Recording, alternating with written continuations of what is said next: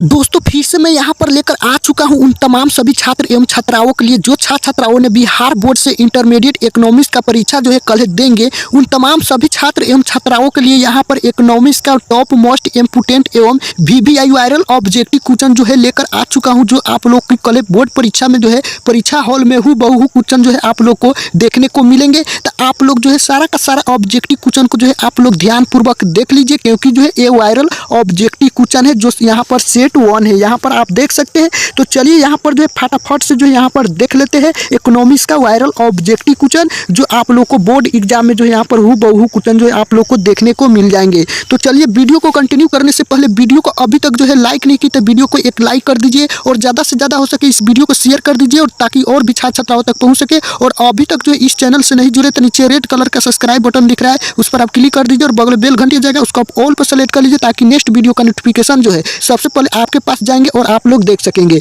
तो चलिए यहाँ पर फटाफट से जो यहाँ पर इकोनॉमिक्स का VBI एवं वायरल ऑब्जेक्टिव क्वेश्चन को जो है यहाँ पर देख लेते हैं। तो चलिए यहाँ पर फर्स्ट नंबर क्वेश्चन है, भारत का वित्तीय वर्ष है। भारत का वित्तीय वर्ष है तो भारत का वित्तीय वर्ष क्या है, तो यहाँ पर जो है 1 अप्रैल से 31 मार्च तक जो है भारत का वित्तीय वर्ष होता है। तो इसका राइट आंसर जो हो जाएंगे आप लोग को क्या सही है, तो यहाँ पर बी सही है। चलिए नेक्स्ट क्वेश्चन है 2 नंबर, राजकोषीय नीति के अंतर्गत निम्न में किसे शामिल किया जाता है। राजकोषीय नीति के अंतर्गत निम्न में से किसे जो है शामिल किया जाता है, तो ये जो है उपरोक्त सभी को, जैसे में यहाँ पर सार्वजनिक व्यय को, कुरारोपण को, सार्वजनिक ऋण को, यानी कि इसका राइट आंसर जो है डी सही है, उपरोक्त सभी। चलिए नेक्स्ट क्वेश्चन है 3 नंबर, निम्नलिखित में कौन सा सरकारी पूंजी व्यय है। निम्नलिखित में कौन सा सरकारी पूंजी व्यय है, तो ये जो है यहाँ पर अंशों का क्रय जो है यहाँ पर सरकारी पूंजी व्यय है, तो इसका राइट आंसर जो है सी सही है 3 नंबर क्वेश्चन की। चलिए नेक्स्ट क्वेश्चन जो यहाँ पर 4 नंबर क्वेश्चन है, जो कर आय पर निर्भर नहीं होता है कहलाता है। जो कर आय पर निर्भर नहीं होता है कहलाता है, तो वे जो है एकमुश्त कर जो है कहलाता है, तो इसका राइट आंसर सी सही है। चलिए नेक्स्ट क्वेश्चन है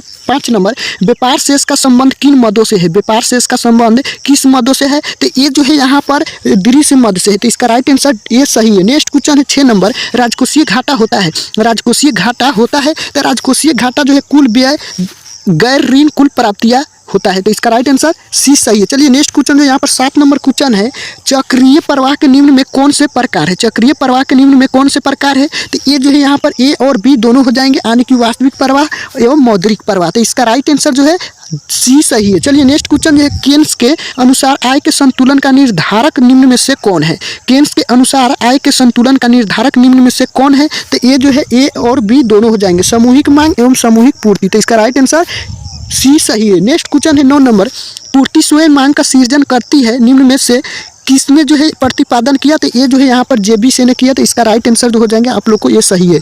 नेक्स्ट 10 नंबर क्वेश्चन, MPC का मान होता है। MPC का मान होता है तो 0 से अधिक, किंतु जो है 1 से कम जो है यहाँ पर MPC का मान होता है, तो इसका राइट आंसर जो हो जाएंगे आप लोग को सी सही। 11 नंबर क्वेश्चन है, शाख मुद्रा का विस्तार होता है जब CRR होता है, यानी कि शाख मुद्रा का विस्तार होता है जब CRR होता है तो क्या होता है, तो घटता है, तो इसका राइट आंसर ए सही है।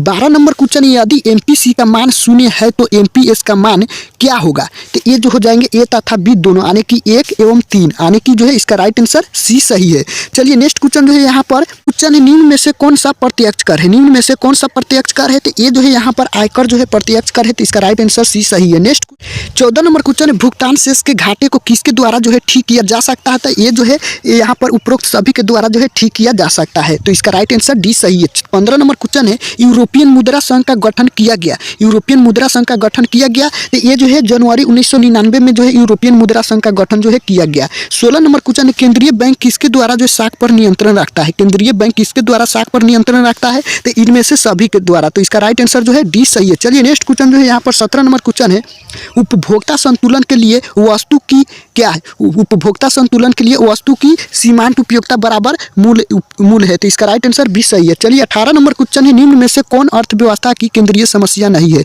निम्न में से कौन सी अर्थव्यवस्था की केंद्रीय समस्या नहीं है, तो विदेश व्यापार कैसे बढ़े, ये जो है केंद्रीय समस्या नहीं है, तो इसका राइट आंसर जो है बी सही है।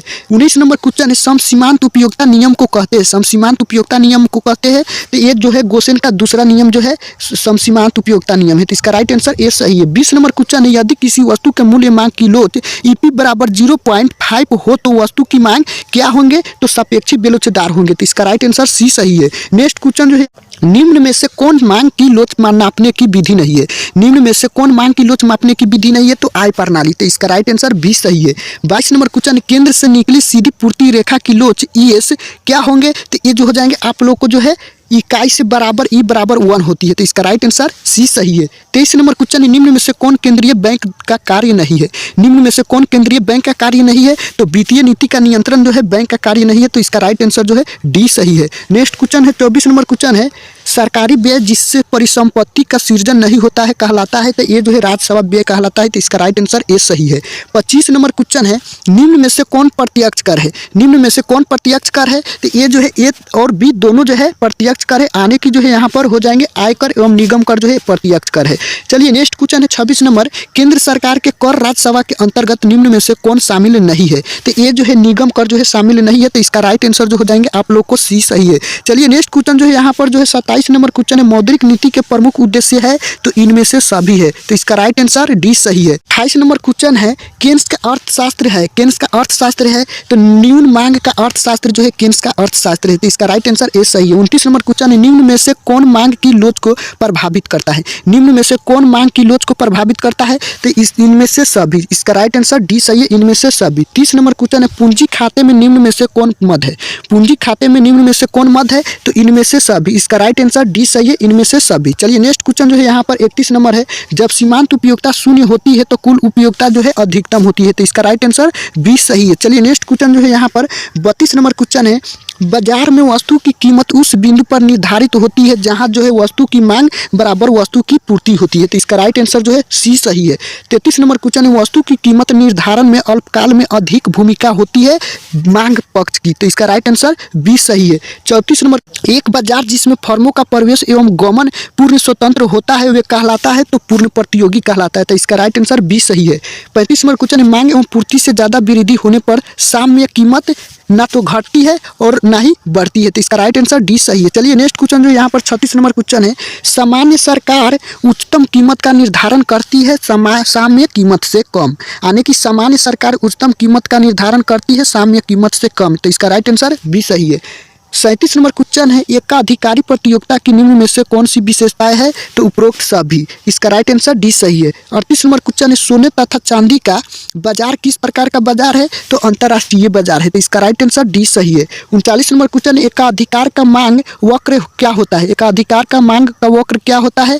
तो ये बेलोचदार होता है। तो इसका राइट आंसर ए सही है। नेक्स्ट क्वेश्चन जो है यहाँ पर 40 नंबर क्वेश्चन है, एक फर्म किस समय बाजार में स्वतंत्र कीमत निर्धारित कर सकती है? अपूर्ण प्रतियोगिता। तो इसका राइट आंसर सी सही। एक फर्म किस समय बाजार में जो है स्वतंत्र कीमत निर्धारित कर सकती है? तो ये जो है अपूर्ण प्रतियोगिता। 41 नंबर क्वेश्चन है, पूर्ण प्रतियोगी फर्म होती है? पूर्ण प्रतियोगी फर्म होती है तो कीमत इस कारक जो है पूर्ण प्रतियोगी फर्म होती है। तो इसका राइट आंसर बी सही है। 42 नंबर क्वेश्चन, समष्टि अर्थशास्त्र का संबंध है?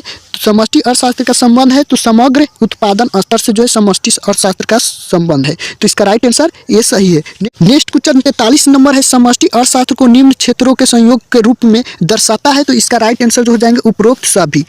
44 नंबर क्वेश्चन है, दो क्षेत्रीय मॉडल में शामिल होता है? तो ये जो है पारिवारिक तथा उत्पादन क्षेत्र जो है शामिल होता है। तो इसका राइट आंसर ये सही है। 45 नंबर क्वेश्चन है, राष्ट्रीय आय में निम्न में से किसे शामिल किया जाता है? तो ये जो है लगान, मजदूर, वेतन, ब्याज एवं लाभ को जो है राष्ट्रीय आय में जो है शामिल किया जाता है। तो राइट आंसर डी सही है। यहाँ पर 46 नंबर क्वेश्चन है, राष्ट्रीय आय के आकलन में किसी वस्तु या सेवा का मूल्य एक से अधिक बार शामिल करना कहलाता है? तो क्या कहलाता है? तो यहाँ पर जो है आप लोग को 46 का राइट आंसर जो हो जाएंगे उपरोक्त सभी।